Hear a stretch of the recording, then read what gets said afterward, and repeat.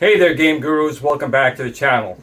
So I just came back from watching TRON Aries, and look, it even comes in a little bag, which is perfect for me. So I got this little popcorn holder here. Now, was this the best part of the entire movie? Well, let's find out. Game on. Okay, so for people who don't know me, other than watching the review on this channel, I manufacture and do TRON joysticks. In fact, you can see one of my TRON joysticks in this arcade 1-up TRON right there. I also make a push-pull spinner.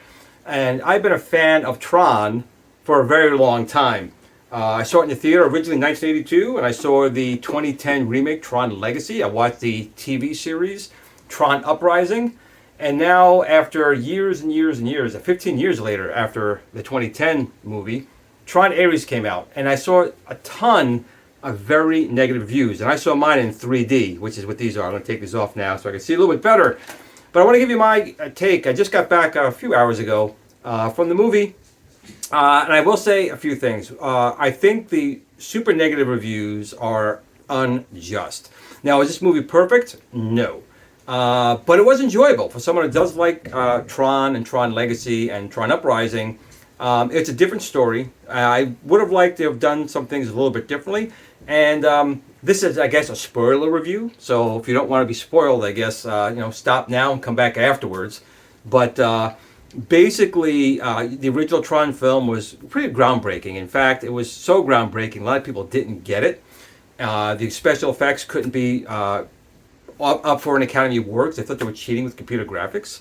But the story was really not understood back then in '82. I understood it, even as a then 13-year-old watching the movie in the theaters. But the movie became a cult classic later on. And it took from 1982 till 2010 for them to make TRON Legacy. And for me, it was a little harder for me to accept TRON Legacy at the time because I was such a fan of the original graphics and the way the grid was and the light cycles and the characters. So it was different. It took me a while to warm up to the 2010 TRON Legacy and Uprising, but eventually I did. And you have Korra and you have Sam Flynn. It was kind of their story, as well as the father, Sam's father, the original Flynn, who programmed the grid. And that movie ended basically open-ended. Korra had come to the real world, and of course Sam got back to the real world, and they all assumed that his father, the original Flynn, had died. And I took that from that since the father never came back from the grid, his atoms went into Korra, and that's how she was able to come into the real world. That's how I understood it anyway. So I never understood how Clue and everything else would have came into the real world. But back then, there really wasn't 3D printing. So with 3D printing now and all the differences we've done in biology, that's kind of where TRON Aries is going. Now, there was a lot of homage to the original film, a little bit to Legacy, but mostly to the original film, which I was fine with. New characters. Now, the one thing I will say that the new CEO of NCOM, I didn't feel was necessary. I think Sam could have fit that bill and done that character in this film. They didn't go that way. So that's one of the negatives I do have, that Sam Flynn should have been the CEO of NCOM. And also, TRON is nowhere to be seen in this film whatsoever, other than the title of the story.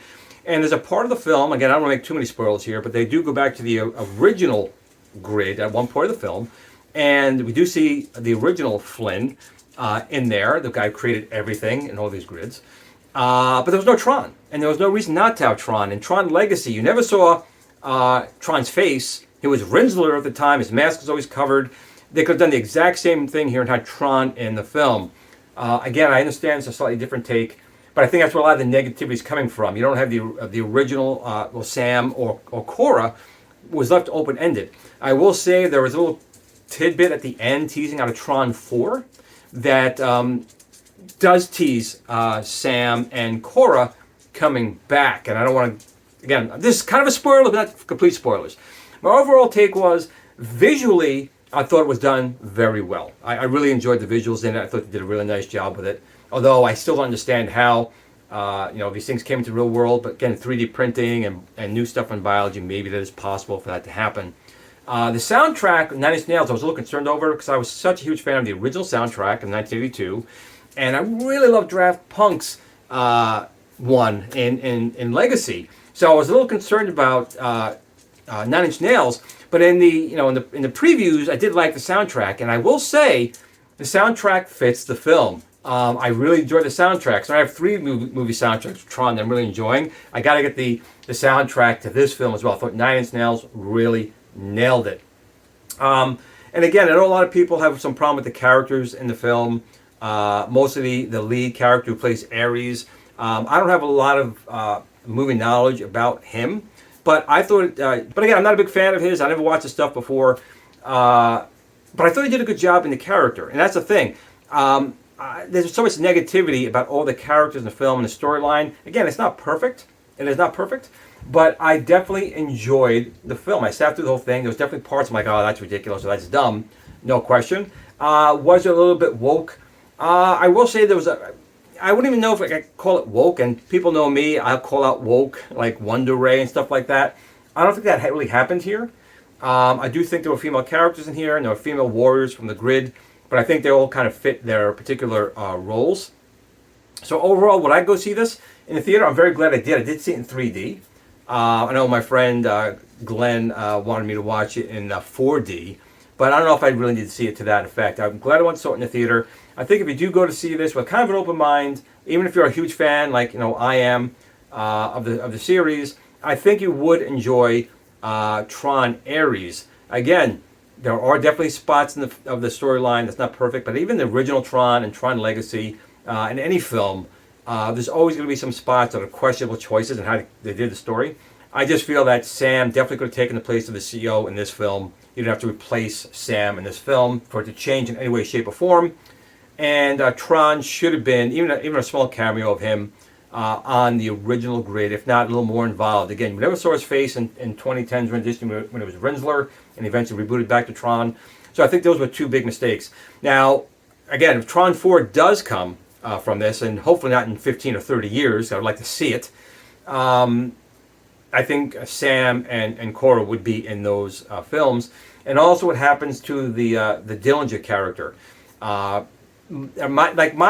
The big thing with these movies is that we have such huge preconception of what it should be. We build it larger than life, and you got to realize you got to take it down from that because nothing will ever meet expectations fully. Like personally, my storyline would have been someone went to a backup tape and they restored the MCP, and the MCP's coming back online, but he's not a big dog anymore. He's trying to find his way back up to the top and being a sneaky scumbaggy type of character. But of course, they didn't go that path. But the characters in here, the head bad guy, whoever that would be, whether it's the male or female character, whether it be Ares or Athena, they become the MCP. So they kind of have a lot of those little homages in there. They have a lot of one-liners that you would remember from the first film for sure. So that's all I really wanted to say. I kind of dragged that a little bit. I just want to say there's been so many negative reviews of TRON Aries. I'm glad I saw it. I definitely enjoyed it. Is it the best in the franchise? No. For me, the original will always be the best. Tron Legacy and this one are pretty close, I'm going to say. I thought he did a decent job. I really do, in the character. And that's what I have to say. So if you're on the fence of seeing this film, I definitely personally think seeing TRON Aries in the theater would not be a bad call. Again, I'm not the biggest fan of Disney as of many years. They destroyed Star Wars. They destroyed a lot of franchises, making animated ones to real life, changing how the characters are, making the females now not even need the guys. I don't need to give Disney my money for basically destroying the male character in these films for no reason. And I don't think TRON Aries did that. And I think they did a pretty good job. And again, I want to see TRON 4. So if this does bad in the theaters, I'm probably going to see a TRON 4. But I'm not just saying it's a good movie and don't believe it. I would like to see a TRON 4, but I did actually enjoy the visuals, the soundtrack. The story was okay. I take it almost like when you have Star Wars, you have the Skywalker saga, then you have these one-off films like Rogue One. I would consider this almost like a Rogue One. It's in the TRON universe, different grid, slightly different storyline, but we may get back to that prime storyline. But that's it. Hope you did like the video. If you did, give it a thumbs up. It takes 1 second for you, but it really helps me out in the YouTube algorithms. But that's it. I enjoyed it, and maybe you will too. So give Tron Aries a try in the theater, and maybe you too can then go home, play some Tron in the arcades, play it on your home consoles, or watch the original or Tron 2010, Tron Legacy on a DVD or streaming services. I go with the DVD. I'm not big on streaming services. But that's what I had to say about this. I hope you guys, whether you watch it or not, if you do watch it, enjoy it. If you don't go see it, well, watch it on streaming services. I think you may be pleasantly surprised. It's not as bad as people are saying. But that's all I have to say about this. Game on.